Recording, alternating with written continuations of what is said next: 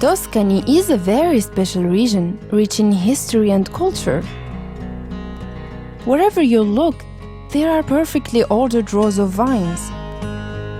La Braccesca is unique. We produce top red wines in two unique growing areas. The border runs right through the middle of our winery.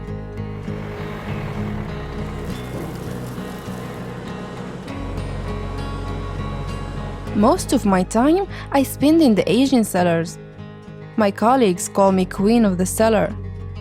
We use oak barrels to influence the wine's style and flavor. These barriques are very important. Every day I monitor the wine's condition, taste them and analyze the results. The barriques are continually being filled up. Each time the wood inside requires careful cleaning. We need to prevent microorganisms disturbing the delicate ripening process. People from all over the world come to taste our wines. Every single spot at La Braccesca is super clean.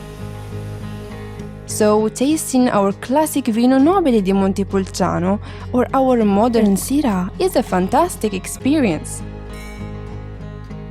For me, the best thing is being part of a century-old tradition, providing people with such pleasure.